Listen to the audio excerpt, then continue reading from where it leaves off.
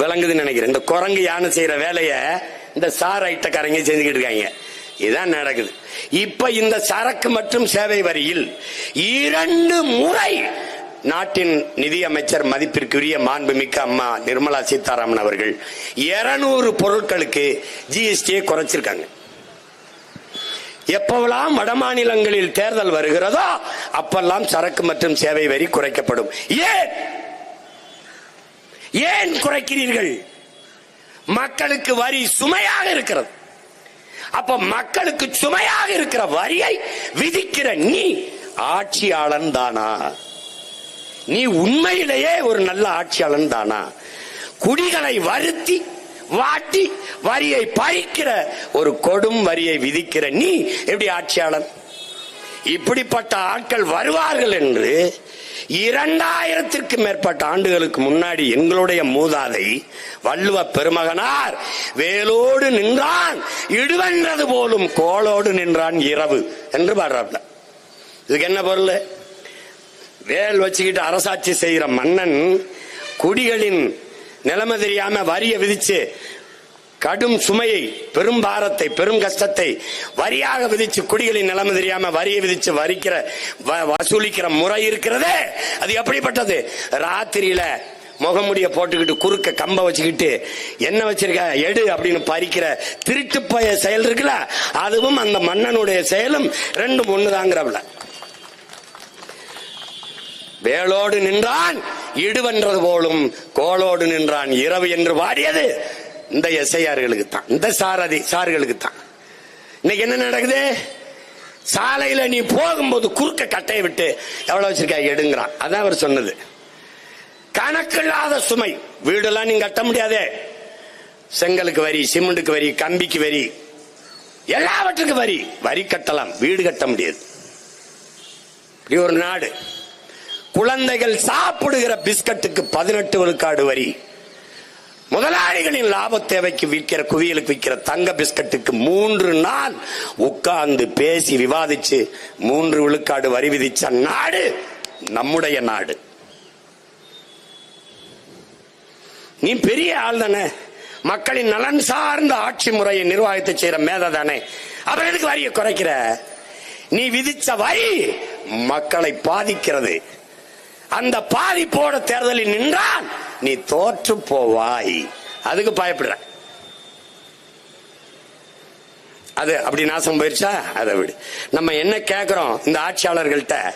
நாடெங்கிலும் சரக்கு மற்றும் சேவை வரியில் மொத்த வருவாய் பெருக்கம் எவ்வளவு? ஒரே ஒரு முறை நிதிநிலை அறிக்கையில் இந்த நாடெங்கிலும் இந்த ஜிஎஸ்டி வரியால் இவ்வளவு வரி வருவாய் பெருக்கம் வந்திருக்கிறது. இந்த பணம் பெருக்கம், இந்த வருவாய் மக்களுக்கு இப்படிப்பட்ட திட்டங்களாக பிரித்து பகிர்ந்து அளிக்கப்படுகிறது ஒரே ஒரு முறை. எப்படி இருக்கு? நாட்டில் பாராளுமன்றத்தின் நிதிநிலை அறிக்கையிலே தூய காற்றுக்கு 4500 கோடி ஒதுக்கிய நாடு உலகத்திலே என் நாடுதான். தூய காற்றுக்கு. தூய காற்றை எப்படி கொண்டு வந்து மக்கள் கொடுப்பிய? எப்படி?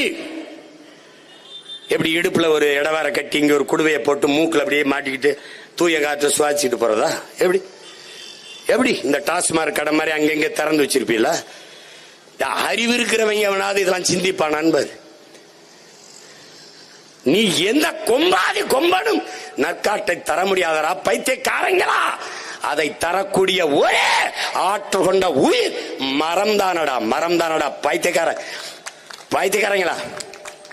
அதை வெட்டி 8 வழிச்சால 10 வழிச்சால கொட்டு வழி எல்லாம் போட்டுருவான். காட்டை வெட்டி ரோட்டை போட்டுட்டு அப்புறம் 4000 கோடி ஒதுக்குறது. சந்தேகம் வருது இல்ல? ஒண்ணு நம்ம மென்டலாகி பைத்தியம் ஆயிட்டோமா, இல்ல அவங்க தான் பைத்தியமா? எங்க இப்படி எது தவறு எது சரி? நமக்கு செய்திகள் வேற தப்பா இருக்குல்ல. ஆண்டன் சொக்கேல் சொல்ற மாதிரி இந்த தோற்று போன சமூகத்தில் அவசியமற்ற செய்தி எதுவோ அதுவே தலைப்பு செய்தியா வரும். இன்னைக்கு இவ்வளவு பேசுறோம்ல, எதுவும் வராது. இந்த தமிழக வெற்றி கழகத்தை பத்தி ஏதாவது ஒண்ணு சொன்னோம்னு வச்சுக்கோங்க, பேசி விட்டார், செய்து விட்டார்.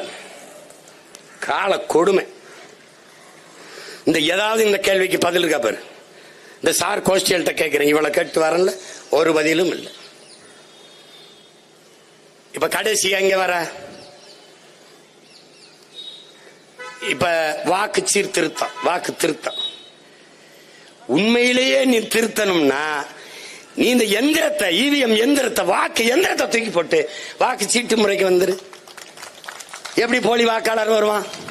எப்படி வருவான்? நான் சொல்றேன் தவறு. நான் கொடுத்திருக்கேன், படம் போட்டு காட்டிருக்கேன். இது வாக்கு சீட்டு, இது நன்கொடை சீட்டுன்னு கருதிக்க. இங்க அடிக்கட்டு இருக்கு, இது முனிக்கட்டு. இந்த இடத்துல என் படம் இருக்கு, இங்கேயும் என் படம் இருக்கு, இங்க என் விவரம் எல்லாம் முகவரி எல்லாம் இருக்கு. இப்ப நான் கைரேகை வச்சுட்டேன், நான் கையெழுத்து போட்டேன். இந்த அதிகாரி கிட்ட இந்த 2 இடத்துல என் கையெழுத்து போட்டேன். எனக்கு மை வச்சு போட்டு வாங்கன்றாப்ல. வந்தேன், இதை வச்சுக்கிட்டு இந்த முனிக்கட்டை அப்படி கிழிச்சு கையில கொடுத்துருவாப்ல. என்ன சொல்லுவாப்ல? பத்திரம். ஏன்? வாக்காளர் உரிமை பெற்றதுக்கு மதிப்பு இல்ல, வாக்கு நான் செலுத்திருக்கேன் இந்த அடையாளம் வச்சிருக்கேன்ல, இதுக்கு தான் மதிப்பு. ஏன்? ஜனநாயக கடமையை இந்த நாட்டில் ஆற்றிய குடிமகன் என்ற சான்றை நான் பெற்றிருக்கிறேன். இப்ப ஒரு வேளை அப்படின்னா 100 விழுக்காடு வாக்குப்பதிவு நடக்கும். ஒரு வேளை வர முடியல, எங்க அப்பா இறந்துட்டார், என் தாய்க்கு முடியல, என் மனைவிக்கு பிரசவம் இல்ல, எனக்கு முடியல, அருகில் இருக்கிற ஒரு மருத்துவர்கிட்ட சான்றிதழ், அந்த மாவட்ட ஆட்சியர் வட்டாட்சியர் சான்றிதழ் வாங்கி ஒப்படைக்கணும். அது உரியது என்று கருதினால் அந்த இடத்துல வாக்கு நீக்கப்படாது.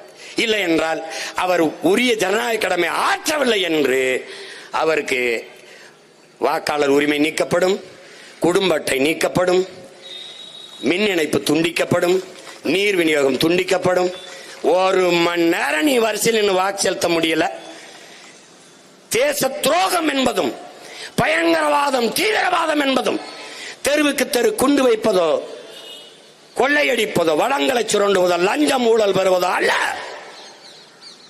வரிசையில் நின்று வாக்கை செலுத்தி தனக்கான அரசை, ஒரு நல்ல அரசை தேர்வு செய்ய தவறுகிறதும் தேச துரோக குற்றம்தான், ஜனநாயக துரோகம்தான். அப்படிப்பட்ட தேச துரோக குற்றவாளிகளுக்கு உரிமை எதற்கு? என் தாத்தன் எத்தனை ஆண்டுகளுக்கு முன்னாடி வாக்குக்கு காசை கொடுப்பவன் பாவி, அந்த காசை வாங்கி கொண்டு வாக்கு செலுத்துகிறவன் தேச துரோகி என்று என் தாத்தா தெய்வ திருமகன் எத்தனை ஆண்டுக்கு முன்னாடி தேச துரோக குற்றத்தை தொடர்ந்து செய்கிறார்கள். இப்ப இந்த முறையை கொண்டு வந்தீங்கன்னா ஒரு வய ஓட்டு போடாம இருக்க மாட்டான், எல்லா வரிசையில் நிப்பான். இங்க கள்ள ஓட்டுங்கிற பேச்சு கிடம் இல்லையே.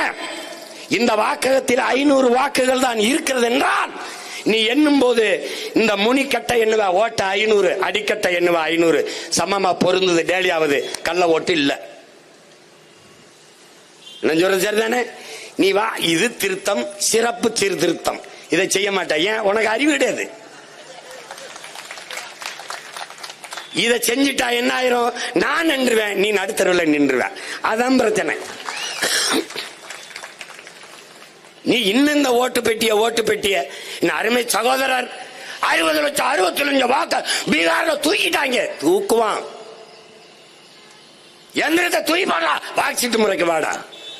உலகத்துல எந்த நாடு இந்த இவிஎம் எந்திரத்தை தயாரிச்சு கொடுக்கிற? ஜப்பான் மைக்ரோ எலக்ட்ரானிக் சிப் அந்த நிறுவனம் பயன்படுத்துதா? அந்த நாடு. நீ போற்றுகிற அமெரிக்கா பயன்படுத்துதா? ஐரோப்பிய நாடுகள் பயன்படுத்துதா? 3 நாடு, நைஜீரியா, இந்தியா, பங்களாதேஷ் தூக்கி போட்டு போயிட்டான். நீ இதை இன்னும் கட்டி பிடிச்சிருக்க. ஏன்? உன் மேல உனக்கு நம்பிக்கை இல்லை. இந்த பெட்டி 2 பெட்டி வச்சிருக்க. லெப்ட் ஹேண்ட் இந்த மணி பெட்டி, ரைட் ஹேண்ட் இந்த ஓட்டு பெட்டி.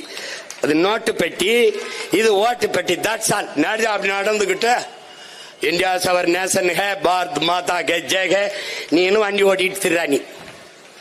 நீ எழுதி வச்சுக்க, ஒரு நாள் சத்தியத்தின் மகன், என் தாய் தமிழுக்கு ஆற்றல் இருந்தா. நான் சொல்றேன்டா, இலங்கையிலே, பங்களாதேஷிலே, வெனிசுலாவிலே, நேபாளிலே நடந்த மக்கள் கிளர்ச்சி இந்த நிலத்தில் நடக்கல. நாம் பிரபாகர மகன். நீ எழுதி வச்சுக்க. நீ அங்கே நடந்த கிளர்ச்சிக்கு தலைமை ஏற்க ஒருவன் இல்லை. இங்கே ஒரு மகன் 15 ஆண்டுகளாக காத்துக்கிட்டு இருக்கேன். பங்களாதேஷ் அதிபர் தப்பி வந்தார், நீ அடைக்கலம் கொடுத்த. ஆனால் நீ தப்பி எங்க போவாய் நான் பாக்குறேன். அவன் ஒரு ஸ்டேட், நீ 39 ஸ்டேட், 8 யூனியன் ஒன்றிய பிரதேசம். நீ தப்பிக்க முடியாது. சேட்டை பண்ணி எடுத்துற நீ என்ன ஓட்ட தூக்கு அதை தூக்கு இதை தூக்கு எதை பத்தி கவலைப்படுற நீ? உலகெங்கிலும் மாறுதலை செய்தவன், தன் நாட்டை உயர்த்தி காட்டியவன் கட்டியவன் எல்லாம் மனச்சான்று வழி நடத்தியபடி நடந்தவன் தாங்கிறான். அப்படித்தான் லீ குவான் யூ, அப்படித்தான் எல்லாம். நீ அப்படி இல்லையே, அப்படி இல்லையே. நீ கொடுமை. என்ன நடக்குதுன்னா, அன்னைக்கு என்கிட்ட வர்த்தகம் செய்ய வந்தான் வெள்ளைக்காரன், வர்த்தகம் செய்ய வந்தவன், வியாபாரம் செய்ய வந்தவன் என் நிலத்திலே அரசியல் செய்தான் அடிமை இந்தியாவில். ஆனால் விடுதலை பெற்ற இந்தியாவில் அரசியல் செய்ய வந்தவன் வியாபாரம் செய்து கொண்டிருக்கிறான். இது ரெண்டும் தான் இங்க இருக்கிற சிக்கல். அன்னைக்கு வாக்காளன் தனக்கான ஆட்சியாளனை தீர்மானித்தான், இன்று ஆட்சியாளன் தனக்கான வாக்காளனை தீர்மானிக்கிறார். என்ன பண்ணணும்? கட்சி, ஆட்சி, போராட்டம், இதையால் இதை சரி செய்ய முடியாது. புரட்சி ஒன்றால் தான் இதை புரட்டி போட முடியும். மக்களின் கிளர்ச்சி, புரட்சி ஒன்றுதான் உலகத்தில் இத்தனை மாறுதல்களை கொண்டு வந்திருக்கிறது. அதெல்லாம் ஒன்னும் செய்ய முடியாது. எந்த இடத்துல எதுக்கு பதில் இருக்குது? நம்ம கேட்கறது எதுக்காக பதில் வைத்திருக்கிறதா? சொல்லுங்க, எதுக்காக வச்சிருக்குதா? இப்ப இது என்ன சிறப்பு பாருங்க, சீர்திருத்தம் எல்லாம் கேட்கறதுக்கு சொல்லுங்க. மத்திய மாநில அரசு அல்லது பொதுத்துறை நிறுவனத்திடமிருந்து அடையாள அட்டை அல்லது ஓய்வூதிய கட்டண ஆணை பெற்றுக்கணுங்கிற இந்த இடத்துல படிக்கும்போது நமக்கு மத்திய மாநில அரசுக்கு எங்க பொதுத்துறை நிறுவனம் இருக்கு? ஏதாவது ஒண்ணு சொல்லு.